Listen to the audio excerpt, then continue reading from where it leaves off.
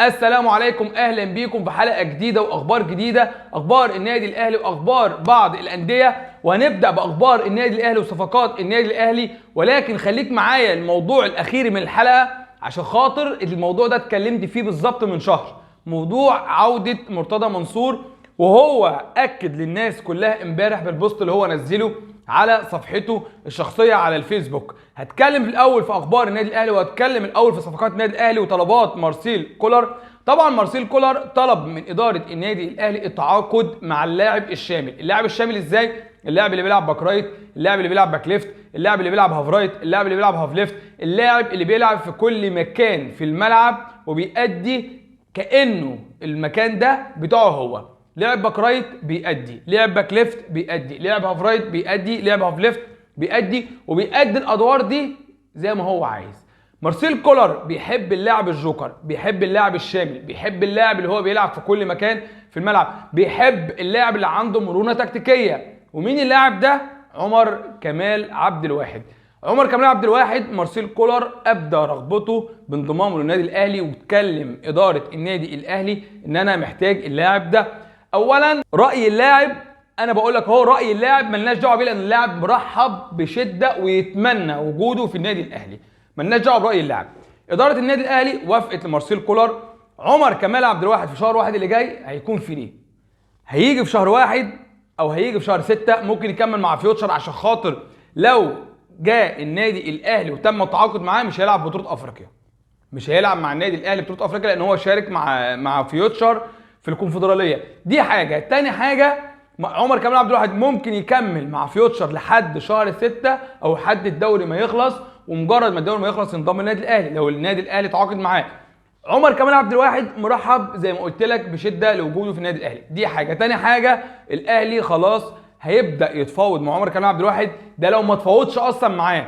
ليه؟ ما تنساش ان كابتن علاء ميهوب موجود مدير كوره هناك في نادي فيوتشر، وممكن يبقى كابتن علاء نفسه هو اللي خلص كل حاجه. فمارسيل كولر يريد الحصول على خدمات عمر كمال عبد الواحد ويلقبه باللاعب الشامل اللي هو بيلعب في كل مكان في الملعب. حاليا دلوقتي عمر كمال من افضل اللاعيبه في الدوري المصري.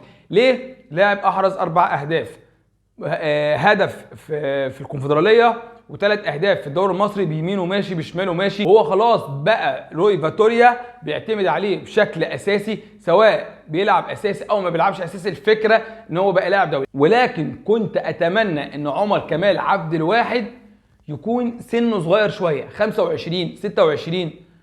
يعني عمر كمال 29 سنه وداخل في ال30، كنت اتمنى يكون سنه صغير. ولكن هيجي النادي الاهلي يلعب 3 سنين او 4 سنين وكتر الف خيره. طبعا يلعب باك رايت، يلعب باك ليفت، يلعب زي ما انت عايز. ده لو ما تعاقدناش مع فتوح. هتقول لي فتوح ازاي تتعاقد مع فتوح؟ هقول لك ازاي اتعاقد مع فتوح. احمد فتوح عمل جلستين مع اداره نادي الزمالك او مع مسؤولي نادي الزمالك عشان خاطر يحدد مصيره. الجلسه الاولى احمد فتوح طلب مستحقاته المتاخره اللي هي 8 مليون جنيه. دي حاجه اساسيه قبل ما امسك القلم واوقع، وقبل ما انزل الملعب واتمرن. دي حاجه. تاني حاجه، احمد فتوح طلب يتساوى بزيزو، والاول طلب 60 مليون جنيه على ال 8 مليون يبقى 68 مليون جنيه. دي اول جلسه. تاني جلسه اللي قال عليها خالد فتوح قال لك احنا متمسكين بطلباتنا، اتوافق عليها دلوقتي، الموضوع انتهى. احمد فتوح هيجدد للزمالك لو الطلبات اتوافق عليها دلوقتي. اتوافق عليها ازاي؟ شفهي كده؟ لا مش شفهي كده، والله احنا طلباتنا مقدم عقد، مقدم تعاقد، مستحقات متاخره تكون قدامه على الترابيزه، ياخد الفلوس على الترابيزه تتحول له على حسابه. لكن شفهي وبالبق كده لا، باللسان كده لا، بالوعود كده لا. العقود وكل حاجه والمقدم العقد ومقدم والمستحقات المتاخره تكون موجوده حالا دلوقتي. دي اول جلسه. تاني جلسه بقى احمد فتوح بيقفلها على نادي الزمالك خالص. احمد فتوح قفلها على نادي الزمالك خالص. قال لهم انا عايز منحه تعاقد، منحه تعاقد 30 مليون على مقدم على مستحقات متاخره، هيكون 86 مليون او 90 مليون بالتحديد، 90 مليون جنيه بالتحديد. هل اداره نادي الزمالك هتقدر؟ مش هتقدر. اداره نادي الزمالك مش هتقدر. فاحمد فتوح بيقفل الدنيا عشان يطلع بره ويرجع النادي الاهلي او يتعاقد مع النادي الاهلي. وانا قلت لك مليون مره، قلت لك ان احمد فتوح قاعد مع امير توفيق في اكتوبر في شهر 2 اللي فات ومخلص مع النادي الاهلي، وافتكر كلامي كويس جدا. هنروح بقى الموضوع الحلقه، موضوع مرتضى منصور. وانا قلت لك مرتضى منصور من فتره هيكون موجود في نادي الزمالك. مرتضى منصور نزل بوست امبارح على صفحته الشخصيه بيقول لك ايه؟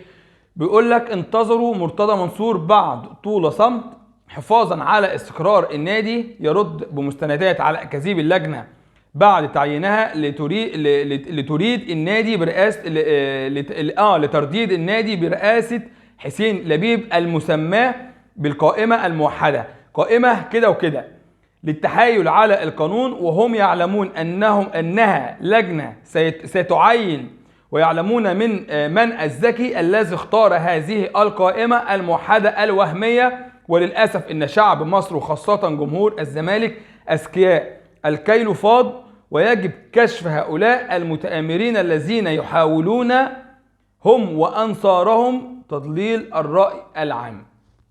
انا قلت لك ان مرتضى منصور سواء بره النادي او جوه النادي، فالنادي هو اللي هيديره من الاخر. وقلت لك من البدايه السبب مش هو، السبب عند الناس او الجمهور اللي كانت دايما ماشي في ظهره. بعيد عن اي حاجه بقى، قلت لك نادي الزمالك مش هيتصلح حاله غير لما يكون رئيس نادي رمز من رموز النادي، زي كابتن حلمي طولان، زي كابتن حسن شحاته، زي الناس دي كلها. مرتضى منصور فضل ساكت لمده شهر او شهرين، محدش سمع عنه حاجه، وطلع تويته. واحتمال مرتضى منصور يكون في الانتخابات، بس خلاص باب الترشح اتقفل. هيكون موجود ازاي؟ محدش عارف. الرساله دي بتقول ايه؟ محدش عارف. هل الانتخابات ايه مصيرها؟ محدش عارف. لكن بيقول لك قايمه كده وكده.